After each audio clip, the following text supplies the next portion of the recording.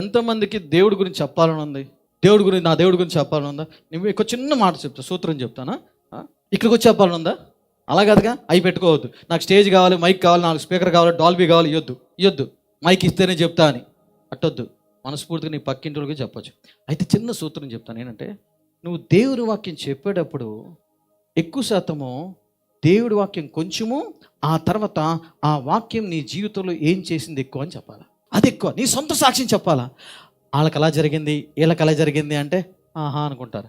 కానీ ఎక్కువ శాతము నీ దగ్గర సాక్ష్యాలు ఉండాలి. నీ దగ్గర ఏముండాలి? సాక్ష్యాలు ఉండాలి. నీ సొంతగా నేను అనుభవించానండి, అప్పుడు నాకు దేవుడు ఇచ్చేసాడు, వచ్చేసాడు, నీ సాక్ష్యాల మూట ఉండాలి. ఆ వాక్యము సాక్ష్యము, నీ సొంత సాక్ష్యం కలిపి చెప్పు. పక్కనోడిది అక్కడ అరువు తెచ్చుకుని అప్పు తెచ్చుకుని చెప్పక్కర్లా. సాక్ష్యము నువ్వేమో అనుభవించావు అంతే. అయ్యా నేను అనుభవించలా అనుకుందాం, నువ్వు స్వస్థతే అనుభవించలా, పర్లేదు చెప్పక్కర్లా. నువ్వేం అనిపించావు అదే చెప్పు. 2-3 కార్యాలు అయ్యే చెప్పు. అంతేకాని గొప్పగా ఉంటాకి ఏదో షో చూపించుకోవడానికి అక్కడ చేశాడు, ఇక్కడ చేశాడు, అలా చేశాడు అక్కర్లా. ఆ సాక్ష్యాలతోనే చెప్పు వాక్యం. నా జీవితంలో మీకు ఎప్పుడు వాక్యం చెప్పినా సరే, నేను నాకు దేవుడు ఏం చేశాడు, ఆ సాక్ష్యము వాక్యం 2 తీసుకొస్తా. ఎప్పుడన్నా రేర్గా ఆ పాస్టర్ గారి జీవితంలో చేశాడంట అంతే. కానీ ఎక్కువ 90% నా దేవుడు నా జీవితంలో ఏం చేశాడని అదే చెప్తా ఉంటా. సాక్ష్యాలు కావాలా? మీ జీవితంలో సొంత సాక్ష్యాలు కావాలా? ఉన్నాయి. కావాలా? సాక్ష్యాలు కావాలంటే ఏముండాలి? ముందు నీ సమస్యలే సాక్ష్యాలు అవుతాయి. సాక్ష్యాలు కావాలంటే ఏం కావాలి? సాక్ష్యాలు కావాలంటే సమస్యలు కావాలా? సాక్ష్యం దేవుడు ఇస్తాడు, సమస్య దేవుడు ఇవ్వడు. జాగ్రత్తగా. సాక్ష్యాలు దేవుడు ఇస్తాడు, సమస్యలు దేవుడు ఇవ్వడు. కష్టాలు పెట్టడు, నిందల పాలు చేయడు. సమస్యలు ఆల్రెడీ మనం 3 దిక్కుల నుంచి వస్తాయి.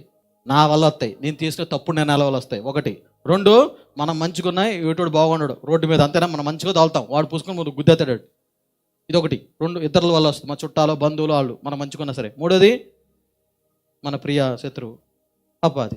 ఇవి వస్తాయి సమస్యలు. ఈ 3 వస్తాయి. ఇంకా దేవుడు ప్రత్యేకంగా సమస్యలు పెట్టక్కర్లా. ఈ 3 దిక్కుల నుంచి వస్తాయి. కానీ నువ్వు నిలదొక్కుని నిలబడి దేవుడి తట్టే చూస్తే ఆ సమస్యల్ని దేవుడు సాక్ష్యాలుగా మారుస్తాడు. ఆ సాక్ష్యాలతో దేవుడు వాక్యం చెప్పినప్పుడు జనాలు తాకబడతారు, నింపబడతారు. ఎందుకంటే సజీవ సాక్ష్యం నీ నోటితో నిన్ను చూస్తూ వింటున్నారు కాబట్టి ఎక్కువ శాతం మోషే కన్నా నీ ద్వారా ఎక్కువ మంది రక్షణ పడతారు. మోషే ఎర్ర సముద్రం పాయలు చేశాడు, చేశాడు, నాకేంటి తెలీదు. ఎప్పుడు చేశాడు, ఎక్కడ చేశాడు కరెక్టే. కానీ ఎక్కువ శాతం నువ్వు సజీవ సాక్షిగా, అమ్మా నాకు ఆ కష్టం వచ్చిందమ్మా, అప్పుడు దేవుడు నన్ను ఇలా కాపాడమ్మా, ఇదమ్మా అని నీ సొంత సాక్ష్యం అరువు తెచ్చుకోవాలి, అప్పు తెచ్చుకోవాలి, కాపీ కొట్టగల, నీకు జరిగిందే చెప్తూ ఉంటే అది చాలు. ఒక్క ముక్క చాలు, దేవుడు దాన్ని వాడుకుంటాడమ్మా. అది ఆరాటపడు. నీకు సువార్త చెప్పడం తేలికే, మంచిదే కాదనట్లా. కానీ నీ దగ్గర ఏముండాలి? సాక్ష్యాలు. మళ్ళీ ఈ సాక్ష్యాల రకాలు ఉంటాయి. ఏ సాక్ష్యం అంటే 1900 వెళ్ళిపోతావు ఎక్కడికో, అప్పుడు చేశాడు, మరి ఇప్పుడు ఏం చేస్తున్నాడు దేవుడు? లేదు సార్ 20 సంవత్సరాల క్రితం చేశాడు సార్, ఇప్పుడు ఏం చేస్తున్నాడు సార్? 20 సంవత్సరాలు కామ్ కూర్చున్నాడా? ఆ నిద్రలేపు దేవుడు మరి కాదు. లేటెస్ట్గా ఉండాలా. ఎందుకంటే నువ్వు లేటెస్ట్ సాక్ష్యాలు ఎప్పుడు ఉంటాయి? నీకు లేటెస్ట్ సాక్ష్యాలు ఎప్పుడు ఉంటాయి?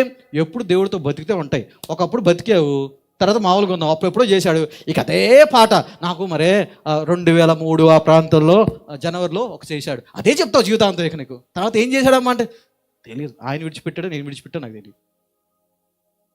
నో, ఎప్పుడు కూడా లేటెస్ట్గా ఉండాలా. అప్పుడు ఏమనుకుంటారు తెలుసా, ఈ మనిషి నాకు సాక్ష్యాలు చెప్తుంది, ఒకప్పుడు చెప్పింది, ఇప్పుడు చెప్పింది, ప్రతి నెల ఏదో ఒకటి చెప్పుద్దే అంటే. నా దేవుడు ఒకప్పుడు చేసి వెళ్ళేవాడు కాదు, నిత్యము నా దేవుడు వాళ్ళతో ఉండి తోడుగా ఉండి కార్యాలు చేస్తూనే ఉంటాడు. కాబట్టి ఈ మనిషి నాకు అప్పుడెప్పుడో సాక్ష్యాలే కాదు, ఈ నెల ఈ సంవత్సరం సాక్ష్యాలు కూడా నాకు చెప్తుంది, ఈయన దేవుడు గొప్ప దేవుడు.